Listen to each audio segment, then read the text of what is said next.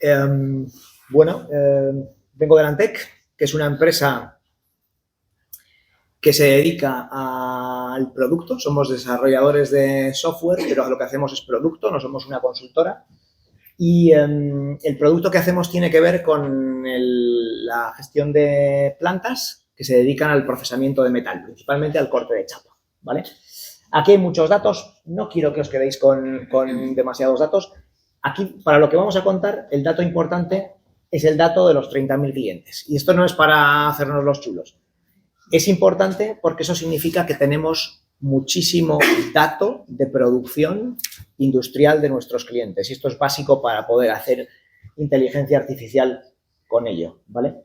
Y también, claro, eso nos plantea un reto, ¿no? El hecho de que tengamos mucho dato, se lo damos a nuestros científicos de datos y empiezan a analizarlo, tiene el problema asociado de que te pueden salir con cualquier bizarrada que se les ocurra hacer, ¿no? Que luego al final pues es difícil de aplicar en el mundo industrial, ¿no?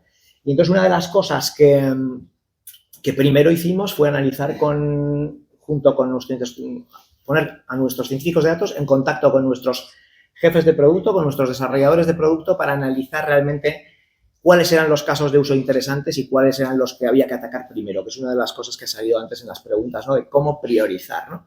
Esto es básico, ¿no? Si quieres realmente que la inteligencia artificial al aplicarla tenga impacto, necesitas que eso esté guiado por un interés que satisfaga, en nuestro caso, los intereses de la empresa, y eso implica poner a los desarrolladores de producto.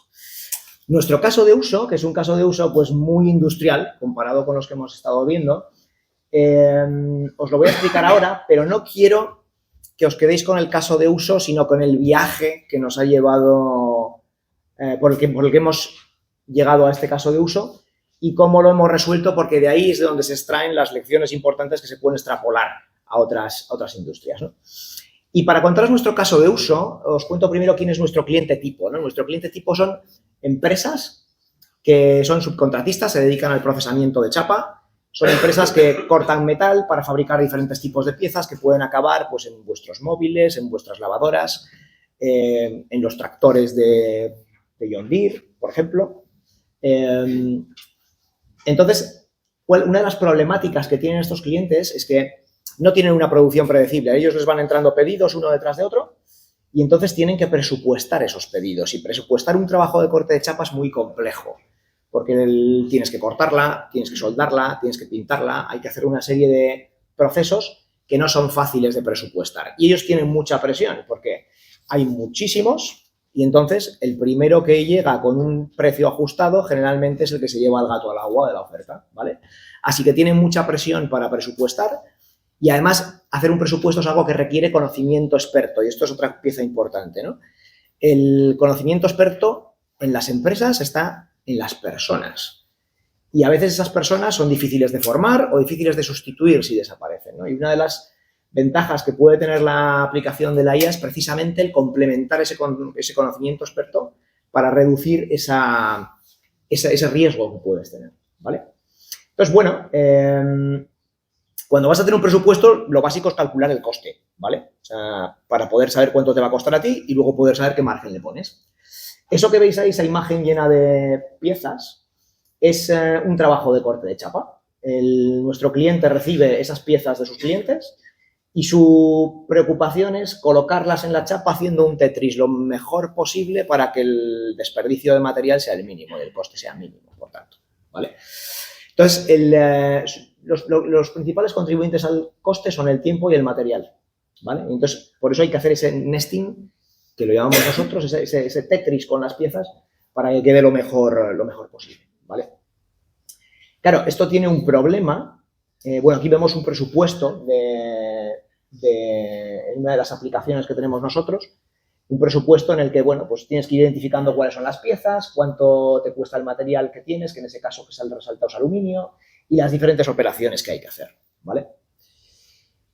Nuestras aplicaciones tradicionalmente le dan una serie de facilidades a los clientes para que puedan hacer el cálculo de los costes, ¿vale? Y cada una tiene una serie de problemáticas, ¿vale? Ninguna es óptima porque no son precisas.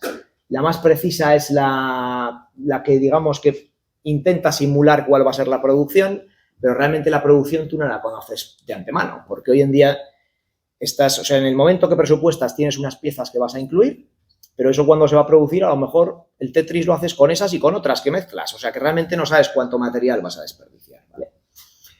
Entonces, la solución ideal sería decir, vale, yo espero a saber qué producción voy a tener y entonces hago el presupuesto. Pero claro, eso no sirve, porque entonces ya vas tarde, ¿vale?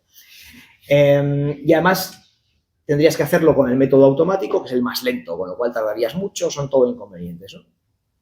Entonces la pregunta es, ¿y si pudiéramos predecir ese resultado antes de hacerlo, ¿no? Y aquí es donde un poco entra en juego todo el tema que comentábamos antes de tener los datos, ¿no? Nosotros, en ese sentido, tenemos cierta ventaja porque nuestros clientes tienen muchos años de uso con nuestro producto y, por tanto, tienen unas bases de datos, muchísimos datos de producción históricos de lo que han ido haciendo. Entonces, con esto podemos coger los presupuestos que han hecho, compararlo con lo que finalmente se ha producido y entrenar una IA para que obtenga un poco el resultado de lo que realmente saldría en la producción, ¿vale? Y con eso poder estimar tanto el coste del material como el tiempo, ¿vale? Entonces, bueno, esto es lo que hicimos. Esta gráfica quizás es la más técnica que hay. Vamos a fijarnos solo en la de arriba. Realmente son datos de 2 clientes. Vamos a fijarnos solo en la de arriba porque las dos son iguales. En la izquierda tenemos el resultado del modelo de Machine Learning y en la derecha lo que hicieron los comerciales en el momento de presupuestar, ¿vale? El eje vertical es el error cometido en presupuestación con respecto a lo que finalmente se produjo, es decir, en cuánto se equivocaron al estimar el coste. Y lo que vemos es que el modelo de Machine Learning se acerca mucho más al error cero, es decir, no tiene un error cero, pero se acerca mucho más, que es la línea naranja, y la dispersión entre todos los casos que hemos analizado es mucho menor en el caso de Machine Learning que en el caso de los comerciales. Entonces, realmente, al final, el modelo que hemos obtenido, que lo llamamos for scrap, un poco el acrónimo de forecast y scrap, que es chatarra en inglés, tiene resultados equivalentes a los que harían los comerciales humanos y realmente pues funciona pues mucho más rápido que los otros métodos alternativos que hay, ¿vale? Entonces, hasta aquí nuestro caso de uso, ¿vale? Pero bueno, aquí hay que enfatizar que hemos llegado, bueno, esto está integrado ya en la aplicación que os he enseñado antes. Y aquí hay una de las lecciones aprendidas de esto, ¿no? Nosotros al principio podríamos de hecho nos planteamos esto primero como un análisis de cuáles eran los casos de uso que podíamos extraer de nuestros datos, junto con los product managers. A partir de ahí identificamos como uno de los que más retorno nos podían producir al solucionarlo. Y hicimos una serie de pruebas de concepto, obtuvimos unos resultados y luego llega el momento en que esto lo tienes que industrializar. Y lo tienes que poner para que funcione para miles de clientes, para que escale, etcétera, etcétera. Y aquí es donde entra otra de las enseñanzas que hemos aprendido con todo esto, que es que tienes que utilizar metodologías estándar, no reinventes la rueda, ¿vale? Entonces, nosotros, la metodología estándar que hemos seguido es la metodología MLOps, con básicamente una serie de pasos en las que recogemos datos en planta, tenemos luego una infraestructura en la nube, en Azure, para almacenar los datos y prepararlos en Data Lake, y a partir de ahí es donde empieza la fiesta, ¿no? Porque tenemos todo el tema tenemos un equipo dedicado de 6 personas al desarrollo de estos modelos y este equipo al final pasa por todo ese ciclo que vemos ahí. Primero van a hacer el análisis de datos, a partir de ahí extraen qué variables son las que pueden tener poder predictivo, generan el modelo, lo entrenan, lo testean, ven qué tal funciona. ¿Qué no sirve? Volvemos a empezar, ¿no? Es parte de la metodología MLOps estándar que hemos estado siguiendo para poder estandarizar la forma en la que hacemos los modelos. La idea de esto no es solo que tengamos este modelo, sino poder desarrollar muchos más con el resto de datos que tenemos. A partir de ahí, ese modelo lo tienes que desplegar en una infraestructura, en nuestro caso en la nube, que te permita dar servicio a miles de clientes. Y no solo eso, a medida que los datos de los clientes van cambiando, a lo mejor tienes que reentrenar el modelo. Y no quieres volver a pasar otra vez por todo ese ciclo costoso de volver a desarrollar un nuevo modelo, reentrenarlo, tal. Tienes una infraestructura que cuando detecta eso lo reentrena automáticamente, de manera que tú tienes un sistema que puedes pilotar en producción sin un esfuerzo demasiado grande. Y además es replicable por el hecho de haber utilizado una metodología. Entonces, al final, esto también, pues otro tema importante, el pasar, que es una de las partes difíciles de este negocio, es pasar del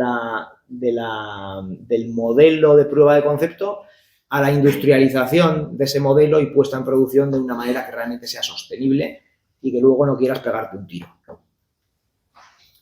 Esto lo hemos también implementado para este modelo y para otros que estamos desarrollando, y actualmente pues seguimos todavía en la evolución de este sistema. Entonces, bueno, ¿cuáles son las lecciones que hemos extraído de todo esto? ¿Vale? Para empezar, esto es fundamental y es una perogrullada, pero el tener acceso a datos de calidad, ¿no? En nuestro caso, aquí pues tenemos relativa suerte porque al final llevamos años recogiendo datos en las bases de datos de nuestros clientes. Evidentemente esas bases de datos son de ellos, hay que pedirles permiso. En el caso de que ya tienes un producto, pues como tienen el producto es más fácil, pero necesitas el tener acceso a esos datos, ¿vale? Y luego, lo que decía al principio, es fundamental el involucrar a la gente que está cerca del negocio para priorizar las decisiones que tienes que tomar respecto a qué modelos quieres implementar en tu negocio y cuáles son los que quieres darle prioridad. Nosotros, como fruto del análisis que nuestros científicos de datos hicieron de los datos, identificamos una serie de iniciativas que fueron priorizadas por la gente de desarrollo de negocio, y la primera que implementamos fue este modelo de Forest Scrap. Pero tenemos ya otras que están ya en progreso y que estamos también implementando para poder enriquecer nuestros productos y dar nuevas funcionalidades a nuestros clientes, ¿vale? Luego, otra cosa importante, lo que decíamos de no reinventar la rueda. El uso de metodologías estándar. En nuestro caso, la metodología MLOps y el tema de tener un proceso que puedas replicar. Probablemente cada caso de uso será distinto, pero si tienes un proceso que puedes replicar y utilizarlo varias veces, siempre podrás aprender más de ello y podrás hacerte más ágil en el desarrollo de estos modelos, ¿vale? Y luego, fundamental también, no perder nunca de vista que estos modelos luego, si realmente quieres que los utilicen mucha gente, tienes que ponerlos en producción. Y eso es una de las partes difíciles de hacer todo esto. Gran parte, yo diría que más de la mitad del esfuerzo que hemos dedicado al desarrollo de los modelos probablemente está dedicado al desarrollo de toda esa infraestructura que hemos creado en la nube para poder subir los datos, almacenarlos, procesarlos, entrenar los modelos y luego poder ir iterándolos, ¿no? Cuando el modelo se reentrena, automáticamente puedes ir desplegando nuevos modelos de manera que tus clientes siempre tienen las mejores respuestas. No es algo que se va degradando con el tiempo a medida que vas teniendo más datos, ¿vale? Y luego, por último, pero quizás esto es de lo más importante, el equipo. Nosotros tenemos la suerte de tener un equipo ahora mismo es de 6 personas dedicado a esto, con algunas colaboraciones externas, y es fundamental el hecho de tener gente que pueda poner foco al desarrollo de estos modelos, sobre todo si lo que estás esperando de ellos es poder sacar negocio y poder sacar producto de ellos. Entonces, el desarrollo de este equipo y el crecimiento de este equipo también ha sido una aventura, porque empezó siendo un equipo de 1, que fue creciendo poco a poco, colaborando con los product managers, fuimos haciendo pruebas de concepto, viéndolo, y ahora mismo tenemos un equipo de 6 personas compuesto tanto por científicos de datos como por ingenieros de datos, que nos dan soporte en todo el ciclo de vida de esta infraestructura que hemos montado y que nos permite también evolucionar y conseguir que los modelos en los que también estamos trabajando pues puedan tener soporte y puedan tener continuidad y que ese conocimiento se quede en la casa, que al final también es importante. Nuestros modelos permiten que nuestros clientes puedan necesitar menos conocimiento experto para presupuestar, pero nosotros seguimos necesitando el conocimiento experto de IA para poder seguir desarrollando los modelos. Y esto es todo lo que os quería contar. Muchas gracias.